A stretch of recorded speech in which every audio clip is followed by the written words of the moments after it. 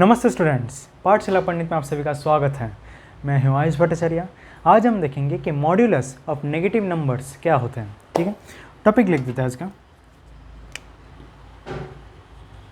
Modulus of negative numbers. ठीक है, तो देखो अभी अब तक हमने कैसे एग्जांपल्स देखे। एग्जाम्पल जैसे कि 7 मॉड 5, इस प्रकार के हमने प्यारे प्यारे एग्जाम्पल्स देखे हैं। वैसे एक बार बता दो इसका आंसर क्या होगा 7 मॉड 5 का। करेक्ट, इसका आंसर होगा 2। लेकिन अगर मैं कहूँ कि ये सॉल्व कर कर बताऊँ -7 मॉड 5, तो फिर हम क्या करेंगे। ठीक है, तो कुछ महान आत्मा क्या करते हैं, 7 नहीं, यहाँ पर -7 ले लेते हैं। ठीक है, और यहाँ पर 5 ले लेते हैं।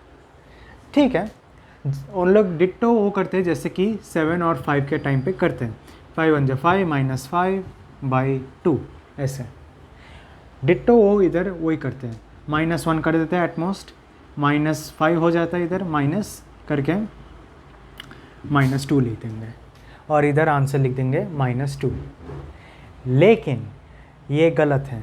ठीक है, ये गलत है। आंसर कुछ इस तरह से होगा, -7 मॉड 5 जब हम लेंगे तो हमें ऐसा एक नंबर चुनना है। ठीक है, हमें ऐसा एक नंबर चुनना है जो कि यहाँ से मतलब जो -7 के भी पीछे हो। ठीक है, यहाँ पर 5 जब हम मतलब सिंपल पॉजिटिव नंबर्स का डिवाइड करते हैं तब क्या करते हैं, एक ऐसा नंबर यहाँ पर लेते हैं जो कि 7 से जो डिविडेंड है उससे छोटा हो। ठीक है, ऐसा तो नहीं लेंगे ना 5 2 जा 10 और यहाँ पर सीधा हम 10 लिख देंगे, नहीं, ये गलत है। हम क्या करेंगे, एक ऐसा नंबर लेंगे जो कि 7 से छोटा होगा। सेम टू सेम वही उधर करना है। ऐसा एक नंबर यहाँ पर लेना है जो कि -7 से भी छोटा हो। ठीक है, -7 से भी वो कम होगा। तो ऐसा नंबर कौन सा है जो कि 5 के टेबल पे आता है, वो है -10। ठीक है, वो है -10 और यहाँ पर हो जाएगा -2। ठीक है, तब जाकर ये एक करेक्ट होता है, तब जाकर ये हमें इधर रिमाइंडर मिलेगा 3। ओके, और इसका आंसर होगा 3। ये करेक्ट आंसर है। याद रखना, रिमाइंडर जो है हमेशा हमेशा हमेशा पॉजिटिव होता है। ठीक है, रिमाइंडर हमेशा पॉजिटिव होता है, नेगेटिव कभी भी नहीं होगा रिमाइंडर। तो ठीक है, -7 मॉड 5 का आंसर तो 3 आ गया। कुछ और एग्जांपल देखते हैं, जैसे कि -3 मॉड 4, -3 मॉड 4, इसका आंसर क्या होगा। क्या इसका आंसर -3 होगा? नहीं, ऑफ कोर्स नहीं, क्योंकि नेगेटिव तो नहीं होगा रिमाइंडर। इसका आंसर होगा 4 से, मतलब चाहे तो अभी मेंटली भी कर सकते हो, ऐसे एक नंबर लेना है जो 4 से डिवाइड हो सकता है। ठीक है, जो 4 से डिवाइड हो सकता है, मतलब 4 के टेबल में आता है, लेकिन -3 से भी छोटा होगा। ठीक है, -3 से भी वो छोटा होगा। तो ऐसा एक नंबर तो -4 है। करेक्ट, ऐसा एक नंबर -4 है ना। तो अगर मैं इधर करूँ -3, इधर 4 और इधर -1 ले लूँ तो इधर ऑफ कोर्स -4 हो जाएगा and finally answer will be 1। तो -3 mod 4 is equals to 1। Okay, -3 mod 4 is equals to 1 आता है। तो इस तरह से हमें अभी जो पॉजिटिव नंबर्स है या सॉरी जो नेगेटिव नंबर्स है उसके मॉड्यूलस ढूंढ सकते हैं। तो अगर ये तो ठीक है, हमने डायरेक्टली ढूंढ लिया। अगर हमें इस के बेसिस पर कोई क्वेश्चन दिया जाए, ठीक है, जैसे कि मैं इधर इसे इरेज कर देता हूँ। अब हम एक और प्रकार का क्वेश्चन देखते हैं जहाँ पर हमें वेरीफाई करना पड़ता है कि वो एक परफेक्ट या वैलिड कॉन्ग्रुएंस है या नहीं। तो देखते हैं, चलो 10 is congruent to -2 mod 12। Correct, ये एक हमने कॉन्ग्रुएंस ले लिए हैं। तो इसका मतलब क्या होगा, इसका मतलब ये होगा ना कि 10 mod 12 is equal to -2 mod 12, ये होगा इसका आंसर। अब 10 मॉड 12 का मतलब क्या हुआ कि 10 याद रखना इधर डिविडेंड मॉड डिवाइसर। ठीक है, dividend mod divisor. So 10 and it will be 12. So 12 12 0 and -0 it will be 10। तो इधर तो होगा 10, लेकिन अभी हम देखेंगे कि इक्वल टू करके उस साइड पे भी हमें 10 मिल रहा है या नहीं, ठीक है। तो अभी हमें क्या करना है, हमें एक ऐसा नंबर देखना है जो कि पहली बार 12 के टेबल में आता हो, लेकिन -2 के पीछे जाता हो, ठीक है, -2 से छोटा हो एक्चुअली। तो ऐसा एक नंबर है -12। अगर मैं -1 लूँ तो ऊपर क्वोशेंट में, करेक्ट, अगर ऊपर क्वोशेंट में -1 लूँ तो इधर मुझे -12 मिल जाएगा। सब्सट्रैक्ट करेंगे तो क्या आएगा, इट विल बी 10।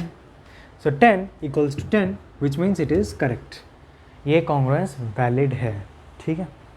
तो इस तरह से हमें सारे के सारे कॉन्ग्रुएंसेस चेक कर सकते हैं, ठीक है, और इस तरह से हम रिमाइंडर्स ढूंढ सकते हैं।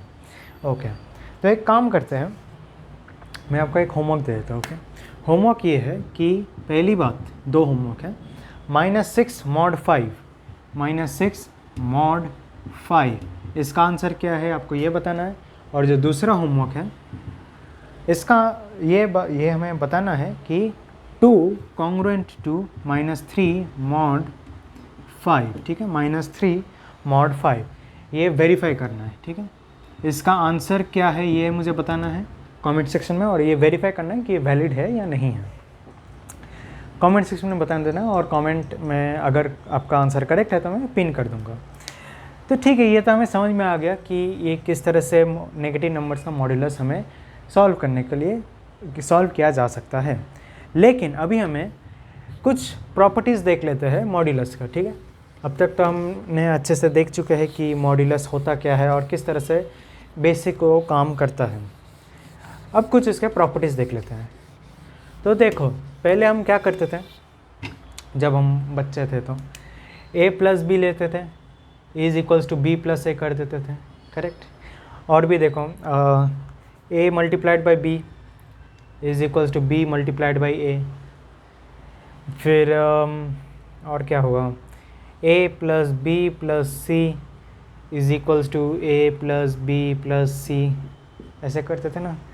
a + b नहीं, प्लस नहीं होगा इस बार होगा a × b, a × b + c। No wait, ये तो डिस्ट्रीब्यूटिव हो गया। पहले बात हम मल्टीप्लिकेशन का ही देख लेते हैं, = a × b × c, ऐसे करते थे। तो अब हमें ये सारे चीज़ मॉड के साथ भी करना आता है, ठीक है। mod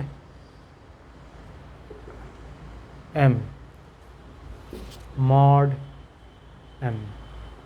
okay, then mod m, mod m,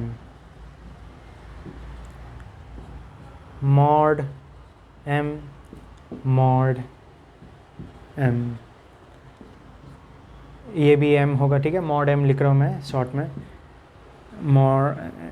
mod m, ठीक है, ये भी mod m।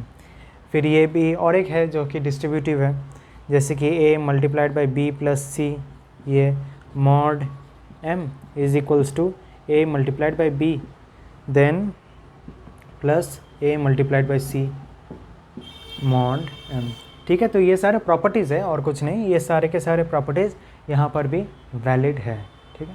तो याद रखना इस बात को, इस तरह से हमें सारे के सारे प्रॉपर्टीज़ देखने मिलता है। तो चलिए फिर ये होमवर्क कर लीजिएगा, और फिर आज के लिए इतना ही। अगर वीडियो अच्छा लगे तो प्लीज़ लाइक कीजिए, शेयर कीजिए अपने फ्रेंड्स के साथ, और ज़रूर हमारे चैनल को सब्सक्राइब कीजिए। तो आज के लिए थैंक यू वेरी मच।